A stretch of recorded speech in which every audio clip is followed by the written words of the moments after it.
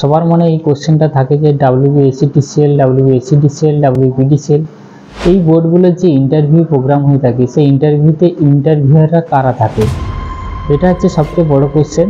তাহলে কি হবে, যদি এই কোশ্চেনটা উত্তর জানতে পারো তাহলে কিন্তু WBSCDCL, WBSCDCL যদি সঙ্গে যদি কমন থাকে তাহলে সেই যে কী ধরনের কোশ্চেন হয় সেগুলো যদি একটু সাহারা নিতে পারো তোমার পথটা অনেকটা এগিয়ে থাকবে। সেক্ষেত্রে বললে আর কি এই প্রশ্নের উত্তরে WBSCDCL, TCL, PDCL বোর্ডগুলোতে এক্সামের পর যে ইন্টারভিউ প্রোগ্রাম হয়ে থাকে এগুলোতে সাধারণত যে গভর্নমেন্ট কলেজের টিচাররা রয়েছে, মানে পিওর গভর্নমেন্ট যেগুলো, যেমন হচ্ছে একটা আমতলা রয়েছে, টালিগঞ্জ রয়েছে, গড়িয়াহাট রয়েছে, হাওড়া হোমস এমন কোনো কলেজ আছে, এদের যে টিচারগুলো আছে ওদেরকে অ্যাপয়েন্ট করা হয়, তারা হচ্ছে এই ইন্টারভিউ প্রোগ্রামে কোশ্চেন করার জন্য, সেই সঙ্গে বোর্ডেরও লোক থাকে। তো দেখো এখানে এটাই কিন্তু সব জায়গায় ইন্টারভিউ কোশ্চেন করে থাকে, তাহলে এখানে তোমাদের মধ্যে এখানে কমন হয়ে যাবে। কমন কেন হবে না, একই ব্যক্তি যেই স্যার ওখানে গিয়েছিল সেই স্যারগুলোই আবার এখানে এক্সাম নিতে আসবে ইন্টারভিউতে। তো আমাদের কাছে এই মুহূর্তে সবচেয়ে শর্টেজ যে WBDCL এক্সাম তো অনেক আগে হয়েছিল, আগে হয়েছে কি ডিসিএল হয়েছে, TCL হয়েছে, তাহলে ডিসিএল কী কোশ্চেনগুলো ছিল সেগুলো নিয়ে আজকে একটু ডিসকাস করবো।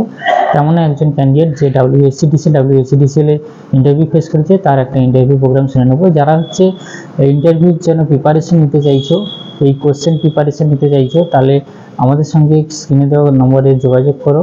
আমাদের অতি শীঘ্রই একটা ব্যাচ স্টার্ট হবে লিস্ট বেরোনোর পর। WBSCDCL এ আমাকে যে ধরনের কোশ্চেন জিজ্ঞেস করা হয়েছিল সেগুলো 2-4টি আমি আলোচনা করব এবং নেক্সট ভিডিওতে আমরা বোর্ড ওয়ার্ক করে দেখাবো যে সাবস্টেশন রিলেটেড কোশ্চেন নিয়ে আমি আসবো। Preparation for government ITI job by ultimate success. First question জিজ্ঞেস করা হয়েছিল যেটা সিম্পল থাকে, WBSCTCL এর যেটা তোমার ফার্স্ট ঢোকার মুহূর্তে যে তোমাকে কোশ্চেন করবে, তুমি may I come in sir না বলে বাংলায় কথোপকথন করবে, যেহেতু ওয়েস্ট বেঙ্গল বেসিস জব, তো সেইভাবে আমি বাংলায় কথোপকথন করেছিলাম। তো আসবো স্যার বলে ঢুকলাম, ঢোকার পরে তোমাকে টেল সামথিং ইয়োর সেলফ যেটা জিজ্ঞেস করে ওটা জিজ্ঞেস করবে এবং ওয়ার্ক ফিল্ড সম্বন্ধেও জিজ্ঞেস করবে। একটা কথা মনে রাখবে, কেউ যদি কোথাও কাজ না করো সে কিন্তু মানে সাজিয়ে বলতে যাবে না, যদি তোমার সেই বিষয়ে নলেজ না থাকে সাজিয়ে বলতে যাবে না যে আমি এই কোম্পানিতে কাজ করতাম ওই কোম্পানিতে কাজ করতাম, তখন সেখান থেকে কিন্তু তোমার ক্রস কোশ্চেন চলে আসতে পারে, সেখান থেকে তোমার প্রবলেম হয়ে যেতে পারে। ওকে, তো ইন্টারভিউ ডিপেন্ড করবে যে ইন্টারভিউয়ারকে তুমি কোন ট্র্যাকে নিয়ে যাচ্ছ। ওকে, যদি তুমি টেকনিক্যালি স্ট্রং থাকো, যদি তুমি টেকনিক্যালি ভালো অ্যান্সার দিতে পারো, তুমি সেই চ্যাপ্টারগুলোই বলবে। যদি তোমাকে জিজ্ঞেস করে যে ইন্টারভিউর জন্য কি পড়ে এসছো, তখন তুমি সেই চ্যাপ্টারগুলোই পড়বে যেখানে তুমি খুব স্ট্রং। ওকে, না হলে আদারওয়াইজ কিন্তু বলবে না, তাহলে সেখান থেকে খুব টাফ লেভেলের কোশ্চেন হয়। তো WBSCDCL এ ফার্স্ট কোশ্চেন আমাকে জিজ্ঞেস করা হয়েছিল যে ধরো আমি একটা বাইরে ল্যাম্প চালাবো, সেই ল্যাম্পে আমরা 2 পিন প্লাগ ইউজ করে দুটো তার নিয়ে গিয়ে আমরা লাইট জ্বালাই। ওকে, তো ওখানে আমাকে জিজ্ঞেস করা হয়েছিল যে ওখানে আমরা আর্থিং তার ইউজ করি না কেন। এবার ল্যাম্প যেহেতু মেটাল বডি নয়, ওকে, সেখানে আর্থিং এর প্রয়োজন হয় না, তাই আমরা আর্থিং ইউজ করি না, সিম্পল অ্যান্সার।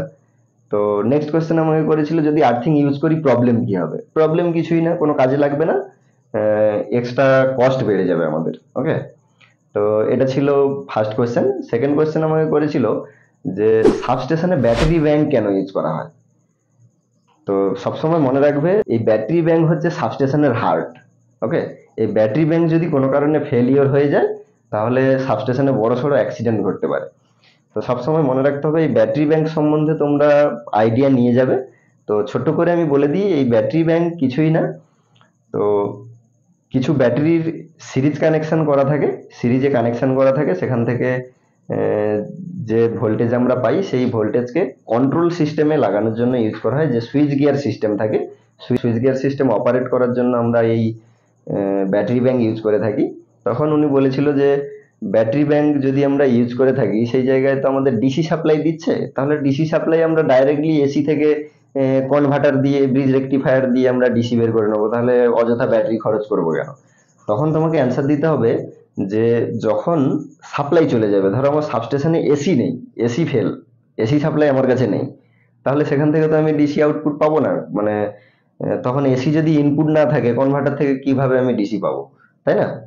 তো তখন তোমার কাছে ব্যাটারি ব্যাংক থাকাটা খুব জরুরি, কারণ তখন তোমাকে হয়তো কোনো একটা লোড অফ করতে হবে, সেই ক্ষেত্রে সুইচ গিয়ার অপারেশন করতে গেলে তোমার সাপ্লাই দরকার। তখন কন্টিনিউয়াসলি আনইন্টারাপ্টেড ডিসি সাপ্লাই যাতে আমরা পাই, সেই আনইন্টারাপ্টেড ডিসি সাপ্লাইটা প্রোভাইড করে আমাদের ব্যাটারি ব্যাংক। ওকে, তো নেক্সট কোয়েশ্চেন করেছিল যে সাবস্টেশনে যে পাওয়ার ফ্যাক্টর আমরা ইমপ্রুভ করব কিভাবে। ওখানে ক্যাপাসিটর ব্যাংক লাগানো থাকে, মানে ক্যাপাসিটর ব্যাংক সম্বন্ধেও জিজ্ঞেস করতে পারে যে ক্যাপাসিটর ব্যাংক কি। ক্যাপাসিটর ব্যাংক কিছুই না, কিছু প্যারালালি ক্যাপাসিটর লাগানো থাকে, যেটা লোডের রেসপেক্টে প্যারালালি কানেক্ট করা থাকে। এই ক্যাপাসিটর ব্যাংক লাগালে আমরা সবাই জানি যে ক্যাপাসিটর পাওয়ার ফ্যাক্টর ইমপ্রুভমেন্ট করে। তো পাওয়ার ফ্যাক্টর ইমপ্রুভমেন্ট করার জন্য সাবস্টেশনে ক্যাপাসিটর ব্যাংক লাগানো থাকে, প্যানেলের মধ্যেও লাগানো থাকে। WBACTCL এর ইয়ার্ডের মধ্যেও তোমরা ক্যাপাসিটর ব্যাংক দেখতে পাবে।